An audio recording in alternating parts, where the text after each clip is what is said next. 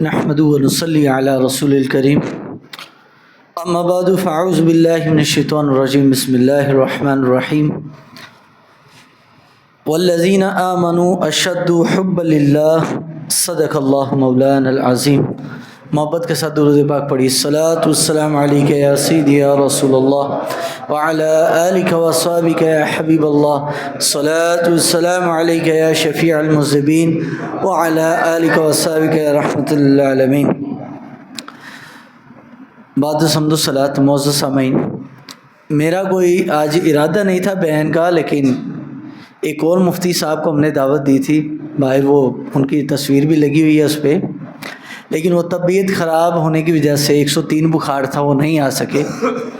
تو میں نے کہا چلے جمعے پہ جو میری ایک دو باتیں رہ گئی تھیں تو آج میں وہ عقیدے کے متعلق ہیں، اولیاء کاملین کے حوالے سے عقیدہ تو وہ نہیں کر سکا وقت کی کمی کی وجہ سے۔ تو چلے ابھی تو کون سی جماعت ہم نے کرنی ہے، تو 5-7 منٹ کی بات ہے، تو ہم آپ کو اللہ کے ولیوں کے حوالے سے بہت سارے سوالات اٹھتے ہیں، خصوصاً ان ایام میں۔ آگے ربیع الاول شریف آئے گا تو میلاد کے حوالے سے سوالات شروع ہو جائیں گے، جو اہل سنت پر کئی اشروں سے اعتراضات ہو رہے ہیں پاکستان میں۔ ابھی جو میں نے ایک آیت پڑھی ہے، اللہ تعالیٰ نے ارشاد فرمایا والذین آمنوا اشد حبا للہ، ایمان والے وہ ہیں جو اللہ فرماتا ہے مجھ سے شدید محبت کرتے ہیں۔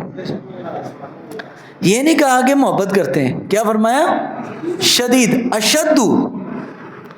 اشد اس میں تفضیل کا ذکر ہے، شد سب سے زیادہ شدید محبت کرتے ہیں۔ تو یہ جو آیت مبارکہ ہے، اللہ کے ولی کی یہی ادا اور نشانی ہے کہ وہ اللہ اپنے رب سے شدید محبت کرتا ہے۔ اب اس کا اظہار کیسے ہوگا؟ یہ ہے کشف المحجوب۔ اس میں داتا صاحب نے جب اپنے احوال ذکر کیے تو آپ نے لکھا کہ ایک سال ایسا بھی مجھ پر گزرا کہ پورا ایک سال مسلسل مجھ پر غیر اللہ کے عشق کا غلبہ رہا۔ اب وہ غیر اللہ کا عشق کیا تھا؟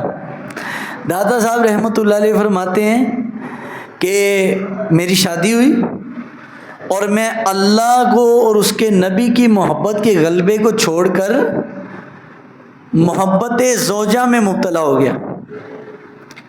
حالانکہ حضور کی اپنی سنت ہے، حضور بھی اپنی ازواج سے محبت کا اظہار فرماتے تھے، لیکن شدت محبت میں جو ہونی چاہیے وہ کس کے لیے؟ اللہ کے لیے۔ تو آپ نے فرمایا اللہ نے مجھے اس سے نجات عطا فرمائی اور اس کے بعد کبھی میں اس میں مبتلا نہیں ہوا۔ کیا مطلب؟ آپ کی بیوی فوت ہوئی اور اس کے بعد آپ کی اولاد ہوئی، نہ آپ کے ہاں کوئی ایسا معاملہ، نہ آپ نے دوسرے نکاح کیا، فرمایا بس حضور کی سنت تھی، وہ سنت میں نے ادا کر دی۔ اب اس کے بعد فرمایا میں تنہا مجرد رہنا اپنے آپ کو پسند کرتا ہوں۔ پھر آپ تنہا، پھر پہاڑوں میں اور غاروں میں اور جنگلات میں وقت گزارا، مجاہدات کیے۔ تو حضور داتا گنج بخش رحمۃ اللہ علیہ کا جب بھی عرس آتا ہے تو اس طرح کے عجیب و غریب سوالات اہل سنت عوام سے، مولویوں سے نہیں لوگ پوچھتے، علماء سے پوچھیں تو چلو بات سمجھ آتی ہے۔ کس سے پوچھ رہے ہیں؟ عام بندوں سے۔ او جی دسو تسی عرساں تے جاندے ہو، کتنے لکھے ہے عرس؟ قرآن و حدیث میں کہاں عرس ہے؟ اگر یہی سوال علماء سے پوچھ لیتے تو مسئلہ حل ہو جاتا، لیکن پوچھ کس سے رہے؟ جو 5 وقت کا نمازی بھی نہیں ہے، جو صرف جو جمعرات کی بات کی، صرف جمعرات کو داتا صاحب سلام کرنے جاتا ہے، اور سلام بھی اسی نیت سے کہ میرے مسئلے حل ہون، اللہ رسول کے لیے نہیں جاتا کہ مجھے وہی چیز میسر آئی جو صاحب قبر صاحب مزار حضرت داتا صاحب کو اللہ نے عطا کی تھی۔ اب یہ عام بندے سے پوچھے گا، علماء سے نہیں پوچھے گا۔ اب اس کا جواب کیا ہے؟ بیٹا بچے چپ کر دو۔ نبی علیہ الصلوۃ والسلام نے خود فرمایا، معجم الکبیر کی حدیث ہے، آقا دو عالم علیہ السلام نے فرمایا کہ اذکروا محاسن موتاکم، اپنے فوت شدگان کی خوبیاں بیان کیا کرو۔ تو بھائی اہل سنت کے عرف میں اس حدیث پر عمل کا نام عرس کہلاتا ہے. اہل سنت کے عرف میں اس حدیث مبارکہ یعنی اپنے فوت شدہ نیک صالح اللہ کے بندے مقرب سیدنا داتا صاحب رحمۃ اللہ علیہ کی خوبیاں بیان کرنا ہمارے عرف کے اندر یہ کیا کہلاتا ہے جی؟ عرس. اور عرس کیا کہلاتا ہے؟ ان کا ذکر خیر. تو جب بھی کسی ولی اللہ کا ذکر خیر ہوگا وہ عرس ہی کہلائے گا. لیکن آج ہم نے عرس کا ٹرینڈ ہی ہمارے کچھ جاہل پیروں نے بدل دیا.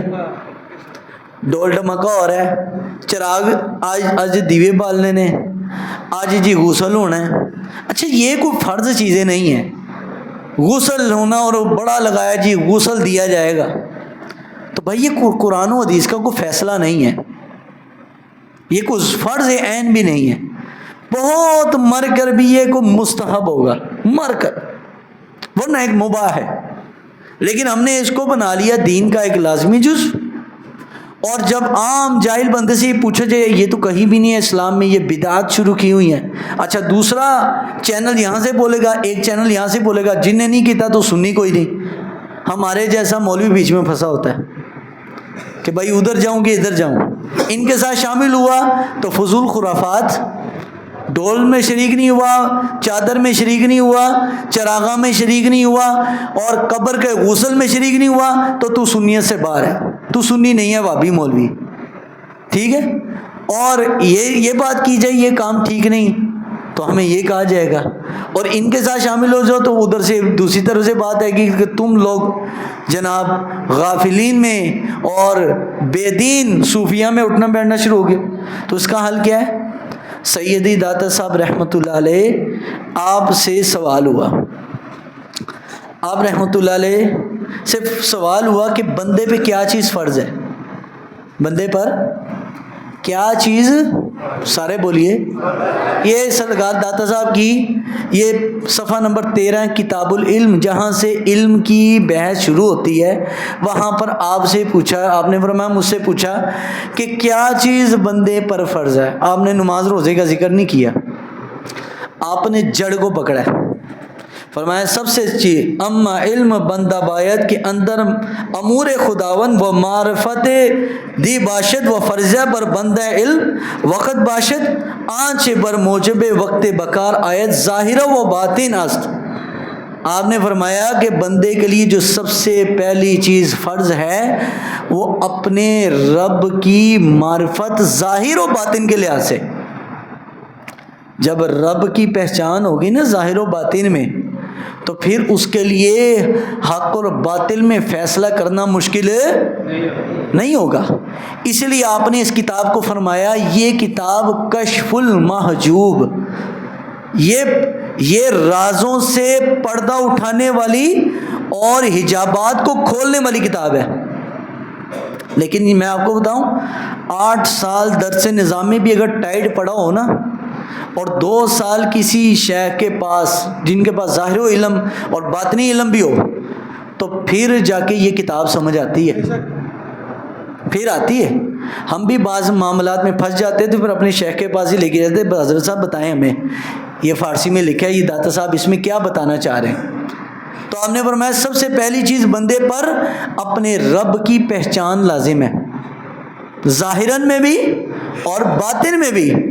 اور فرمایا کہ ظاہر تو اس کے عقیدے کو ٹھیک کرے گا, رب کی معرفت اس کا ظاہر اس کا کیا ٹھیک کرے گا؟ عقیدہ. پہلی چیز عقیدہ ہے بھائی, پہلی چیز عقیدہ ہے.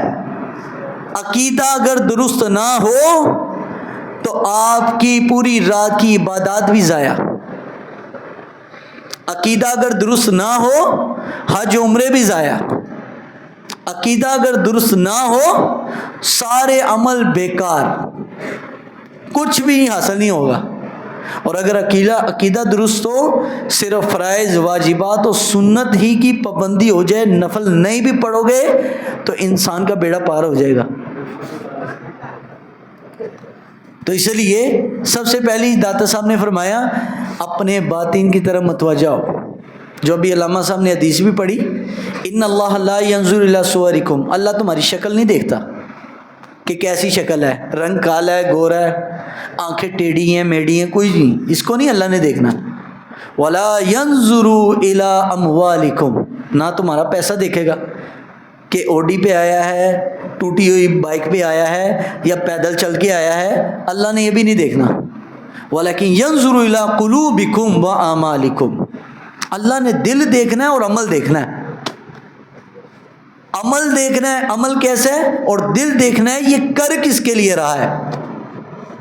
تو سیدی حضرت علی بن عثمان حجویری رحمۃ اللہ علیہ کا ایک اور مسئلہ، اب ایک عرس کا تو مسئلہ حل کر دیا کہ عرس معنی ہے ان کا ذکر خیر، ان کی اچھائیوں کو بیان کرنے کا نام، یہ عرس ہے. اب داتا صاحب کو جی داتا صاحب نہیں کہنا، یہ بھی ایک بڑا مارکت الارا مسئلہ ہے. داتا صرف اللہ ہے، اے بابی سارے لگے ہوئے ہیں، داتا صرف اللہ. پورا قرآن اور حدیث اٹھا کے دیکھ لو، لفظ داتا نہیں ملے گا آپ کو کہیں. تو کہتے نہیں دیکھو وہاب اللہ کا نام تو ہے نا، وہاب، وہاب کا معنی بھی دینے والا، تو عربی میں وہاب ہوگا، اردو میں داتا کہیں گے. تو میں کہا چلو بھائی اگر داتا سے آپ کو چڑ ہے تو داتا صاحب کا اپنا نام کیا ہے جی؟ علی بن عثمان. ہائے ہائے مزہ آ گیا. ایتھو جڑے اپنے آپ نو شاہ کہندے نے کہ جی ہم داتا صاحب والی جو لڑی ہے نا ہم ان میں سے ہیں، لیکن ہم دوسرے والے. تو میں کہا داتا صاحب تو وہ والے سید ہے جن کے باپ کا نام عثمان ہے، اس کا مطلب داتا حضرت عثمان غنی کو بھی مانتے تھے. اگر داتا صاحب رحمت اللہ علیہ دوسرے والے سید ہوتے تو باپ کا نام کبھی بھی عثمان ہے نہ ہوتا. اب اس کا مطلب داتا صاحب نہ دوسری لائن والے ہیں نہ دوسری والے، داتا صاحب کس لائن والے ہیں؟ اب داتا صاحب رحمۃ اللہ کا اپنا نام کیا جی؟ علی. چلو بھائی علی کہہ دو، لیکن علی پر تو قرآن کی ڈائریکٹ نص موجود ہے. آیت الکرسی پڑھتے کیا؟ واہو العلی العظیم، واہو ہو ضمیر، علی اللہ کی صفات، عظیم یہ بھی صفت ہے. اللہ نے دو صفت کے میں وہ ذات ہوں کہ جو علی بھی ہے اور عظیم بھی ہے. تو بھائی داتا پر تو قرآن کی کوئی آیت نہیں ہے نہ حدیث ہے، لیکن علی پر تو رب نے خود فرمایا میں علی. تو بھائی نہیں کہتے نہیں جی وہ علی، چونکہ حضرت علی کا بھی نام تھا تو علی نام اللہ کا ہے تو بندوں کا بھی نام علی ہو سکتا ہے. تو میں نے کہا بھائی بات سمجھ آ گئی کہ بندہ ہو، نام رب والا ہو سکتا ہے. اگر علی سے فرق نہیں پڑا تو داتا سے بھی نہیں پڑے گا.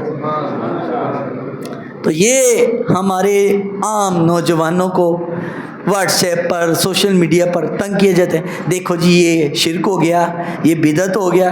چھوٹے چھوٹے مسئلوں میں مسلمان کو کافر کرنے کی سوچی جاتی ہے بات کہ یار مسلمان کو دائرہ اسلام سے نکال دیں. حالانکہ اعلیٰ حضرت رحمۃ اللہ علیہ نے فتاوی رضویہ میں بڑا تفصیل سے مسئلہ لکھا ہے، مسئلہ تکفیر، کسی کو کافر دلانے کا کیا اصول ہے. آپ نے فرمایا کہ اگر 99 حصے کتنے جی؟ اسی تو تھوڑا جب مسئلہ ہو جائے نا لو بھائی تو کافر ہو گیا، اور فیصلہ بھی ہم خود کر لیتے، کسی عالم دین سے نہیں پوچھتے. نہ عالم سے مسئلہ نہیں پوچھنا، خود مفتی بننا ہے. بھائی فتویٰ آپ صحابہ اکرام میں 10 بڑے لوگ تھے جو فتویٰ دیتے تھے، 10، حضرت علی بھی انہی میں سے، لیکن 10 میں بھی صرف 4 لوگ تھے جو فتویٰ دیا کرتے تھے. 6 پھر بھی ان کے پاس کوئی مسئلہ آتا وہ کہتے بھائی یہ مسئلہ میں نہیں اس پر حکم لگا سکتا، آپ اس کے پاس جاؤ. معاذ بن جبل کہتے آپ دوسرے کے پاس جائیں. اچھا ان کے پاس پہنچتے تو زید ابن ثابت کے پاس، وہ کہتے حضرت علی کے پاس جاؤ. اس طرح 3-4 صحابہ سے گھوم پھر کر آخر میں کوئی تیسرا چوتھا صحابی جا کے مسئلے پر حکم لگاتا، ہاں بھائی یہ مسئلہ حرام ہے یا حلال ہے. ہم خود ہی مفتی بنے ہوتے ہیں، اے جی حرام ہے، اے تے حلال ہے، اے تے فرض ہے، اے تے واجب ہے. کسی مسئلے نہ عالم سے پڑھا، نہ عالم سے سنا، نہ جانے کی تکلیف اٹھائی. تو میں کیا بات عرض کر رہا تھا جی؟ ہاں، اعلیٰ حضرت نے 99 حصے فرمایا کہ اگر کوئی بندہ کافر کفر والے کام کرے 99 حصے، ایک حصہ اس کے اندر مسلمان والا ہے، تو فرمایا پھر بھی اس بندے کو عالم دین کو چاہیے کہ اس پر تکفیر کا فتویٰ نہ دے۔ اسی خود ہی دے فتویٰ ہم لگائی جاتے جناب مورے کی، تو کافر ہو گیا، تو سنیت سے باہر ہو گیا، تو ایسے ہو گیا ویسے ہو گیا، چھوٹی چھوٹی باتوں پہ، حالانکہ بنیادی عقیدہ کسی نے نہ پڑھا ہوتا ہے نہ سیکھا ہوتا ہے، بنیادی عقیدہ کسی نے بھی نہیں پڑھا، اور مفتی ہم بنے پھرے۔ تو داتا صاحب رحمۃ اللہ علیہ آپ نے فرمایا کہ وہ بندہ جب تک اپنے آپ کو طلب علم کے مجاہدے سے نہیں گزار سکتا، اس کو بولنے کی بھی اجازت نہیں ہے۔ ہم تو 2 لفظ سیکھ لیں تو ہم کہتے ہیں فلاں تو کافر ہو گیا، تو بے ادب ہو گیا، تو گستاخ ہو گیا۔ نہیں، ہمیں اجازت نہیں، یہ بڑوں کے کام ہے، علماء کے کام ہے، عالم کا کام عالم کرے گا، عام بندے کا کام عام بندہ کرے گا۔ یا تو پہلے تو یہ ہے کہ اس پروسیس سے گزرے نا، علم حاصل کریں، آپ بھی دین پڑھیں، ٹائم دیں۔ ٹائم کون دے؟ آج تو بھاگم بھاگ دوڑ لگی ہوئی ہے، پیسے کمانے کی دوڑ لگی ہوئی ہے، یقین مانے، پیسے کمانے کا زور ہے، کاروبار کا زور ہے، اور دین کی بات آ جائے تو ہم سے بڑا مفتی کوئی نہیں ہے۔ تو اس لیے دین سیکھیں پہلے۔ میں نے کل داتا صاحب کا واقعہ بتایا، لیکن اس میں ایک بات چھوڑ گیا تھا۔ داتا صاحب رحمۃ اللہ جب شام سے آ رہے تھے ہندوستان میں، تو رستے میں خانقاہ پہ رکے ہوئے تھے، اور ایک ظاہری لبادے میں درویشوں کو دیکھا، رنگ روپ درویشوں والا، کام درویشوں والے نہیں تھے۔ داتا صاحب نے اس پر بھی کوئی فتویٰ نہیں دیا، کہا بس ٹھیک ہے، میری ذات کا مسئلہ ہے، میں معاف کرتا ہوں۔ تو داتا صاحب فرماتے ہیں وہاں پر مجھ پر ایک راز اللہ نے یہ بھی کھولا کہ جب میں نے ان صوفیوں کے کرتوت دیکھے، ان کا کردار دیکھا، تو مجھے سمجھ آئی کیوں اللہ والے بدترین لوگوں کو اپنے پاس بٹھاتے ہیں۔ بعض لوگ ہم سمجھتے نا، وہ یار فلاں مولوی کے پاس، عالم کے پاس بیٹھتا ہے، پھر بھی آئندے یہو جے کام کیوں؟ آپ کو پتہ ہے کہ بعض اللہ کے ولی، اللہ والے کیوں گندے بندے کو بھی اپنے پاس بٹھا لیتے ہیں، بیٹھ جا یار تو، اور ان کے ساتھ رہنے والے، ان کے ساتھ رہنے کے باوجود بھی جیسے دوسروں میں تبدیلی آتی ہے اس میں نہیں آتی، اور لوگ متنفر ہوئے تھے، اتنا عرصہ ہو گیا انہاں دے نال بہندے ہوئے تے ایہو جے کام۔ تو داس صاحب نے فرمایا اس لیے وہ اپنے پاس رکھتے ہیں کہ اگر یہ اپنے سے دور کریں گے ان لوگوں کو تو یہ اس سے زیادہ خرابی معاشرے میں پیدا کریں گے۔ فرمایا وہ جو درویشوں کو اللہ کے ولی نے اپنے پاس بٹھایا ہوا تھا، جن کے لباس تو درویشانہ تھے، اندر درویش نہیں، اندر حیوان تھا، حیوان۔ کئی لوگوں کی شکل و صورت وہ بڑی درویشانہ ہوتی ہیں، اندر شیطان چھپا ہوتا ہے، اندر نہیں ٹھیک ہوتا۔ تو دادا صاحب نے فرمایا اللہ والے، اللہ کے ولی اسی وجہ سے لوگوں کو اپنے پاس بٹھاتے ہیں، ہر ماڑے چنگے کو بٹھا لیتے ہیں، اور ہر ماڑے چنگے کو اپنے پاس بٹھا کر اس کو نصیحت کرتے رہتے ہیں، چاہے وہ بدلے نہ بدلے، لیکن ان کا ایک کام ہوتا ہے کہ اگلے کو نصیحت کرتے رہنا، بدترین بندہ بھی ہو اس کو بھی قبول کر لیتے ہیں۔ تو اللہ تعالیٰ کی بارگاہ میں دعا ہے اللہ ہمیں اولیاء کاملین کی محبت عطا فرمائے۔